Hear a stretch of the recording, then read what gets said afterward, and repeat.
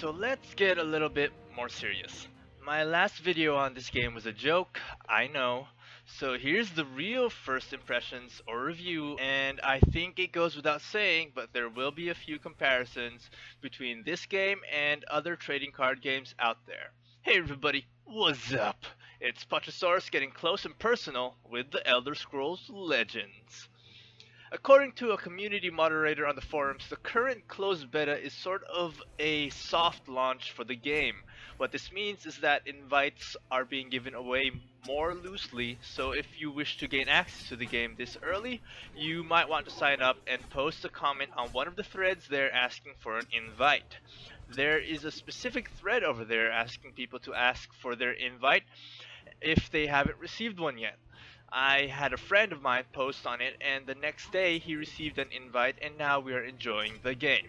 The process isn't a surefire one, and there are still some players who haven't received an invite despite posting in that thread. However, it's a good way of increasing your chances of getting in, which you might want to do since the developers have already announced that they have no further plans on an account wipe or reset, which means any cards you gain or purchase during this closed beta phase is yours to keep even after the official launch of the game. In my first video of Legends, I was seen losing a lot, and that's mainly because I was using the basic card decks that were given to me after finishing the story mode. For those of you who are unaware or who have been avoiding the story mode, you get a lot of stuff just by finishing the 3-part skirmish. In story mode, the game teaches you the basics of playing the game as well as reward you with several epic and legendary cards. It's also fairly easy to gain levels this way instead of brawling it out in ranked matches where your opponents are using customized decks, which more often ends up with a loss, as you saw in my first video. Winning games even against the computer in story mode will give you more experience, but at higher levels you might want to start dishing it out in practice mode, where the expert difficulty is very difficult, but also rewards you with more experience and soul gems. At certain levels, you are rewarded with more decks and cards, and every time you level a corresponding card in your collection, it will be available to you for upgrade. Some upgradable cards will give you a choice on how you want to upgrade that card, so choose wisely.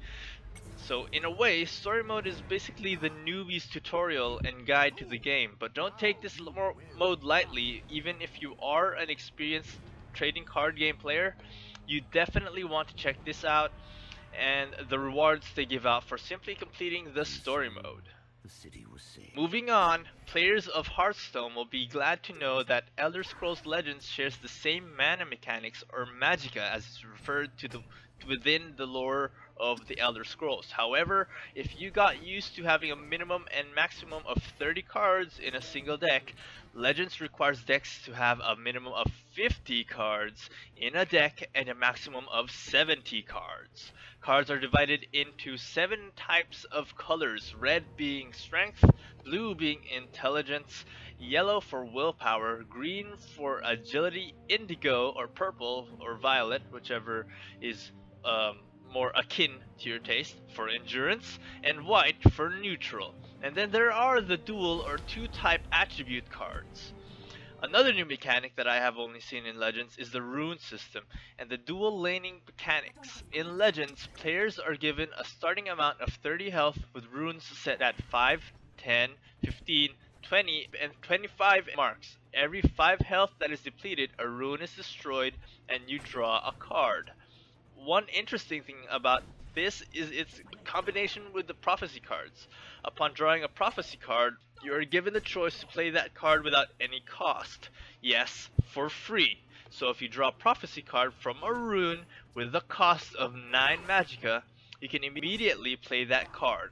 Or not, depending on your strategy. If you choose not to play the card, then it gets sent to your hand just like ordinary cards. The rune system adds a nice new level of strategy which can punish players for dealing out too much damage in a single turn, or it may aid you in your tempo. Other game modes found in the game is the solo arena, which is basically the same as the Hearthstone arena. pick a class, build a deck from 30 random cards, and try to win as many games out of 9 AA matches before you get 3 losses. Yes, you heard that right.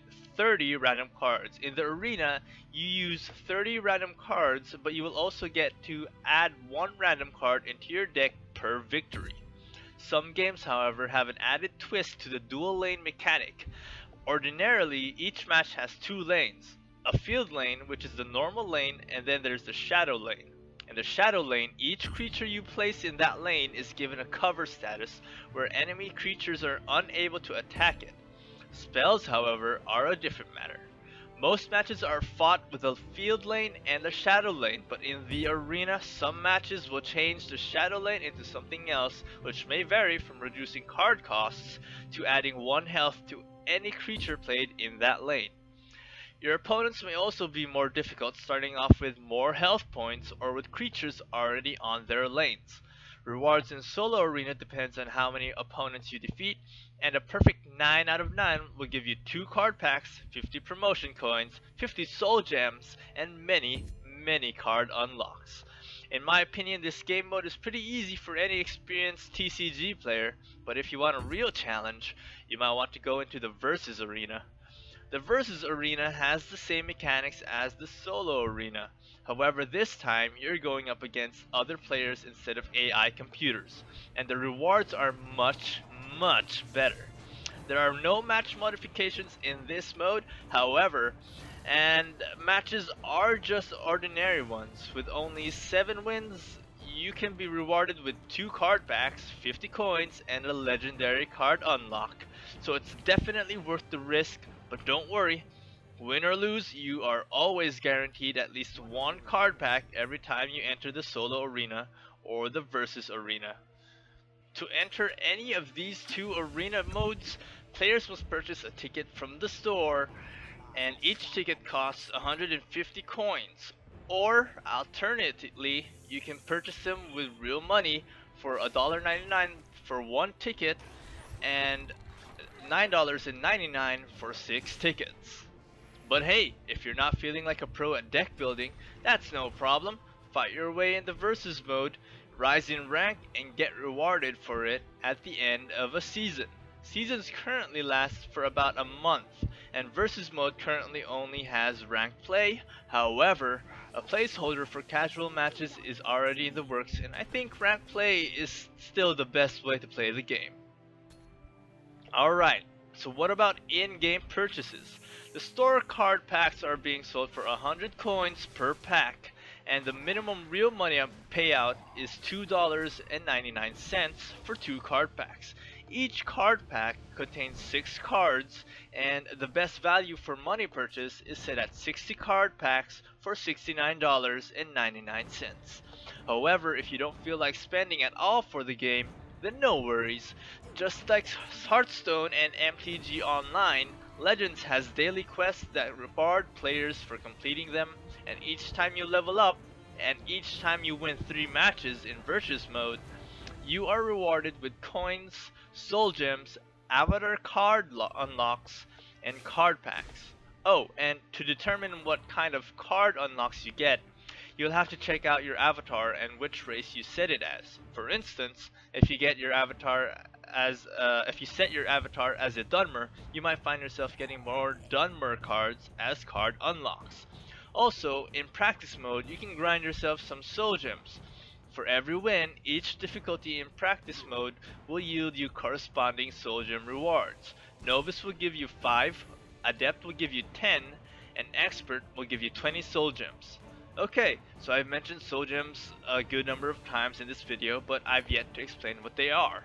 Soul gems are sort of like currency for creating cards. Just like in Hearthstone, you can disassemble extra cards in your collection and break them down for soul gems. Soul gems are then used to create cards of your choice, provided that you have enough soul gems to create the card that you want. So to sum things up, with the addition of runes, prophecy cards, and the shadow lane, I think players of all sorts will come to love this new trading card game. Whether you be a fan of the Elder Scrolls lore, in search of a new trading card game, or maybe just a casual gamer, Plus, the card art beats Hearthstone's cartoonish one, at least in my opinion. Although there aren't card backs in this one, not yet at least, overall I recommend trying it out when it comes out. I mean, it's free to play, so why not, right? The Elder Scrolls Legends has combined the nice elements of both Hearthstone and Magic the Gathering set in the lore of the Elder Scrolls, which is a huge win in my case. So this has been First Impressions with Pachasaurus. If you guys liked the video, go ahead and like it. If you have any questions, don't be afraid to ask me, and don't forget to hit that subscribe button. It'll mean a lot to me. Plus, I like making different builds of stuff, so you might want to subscribe for that. I'll see you guys in the next one.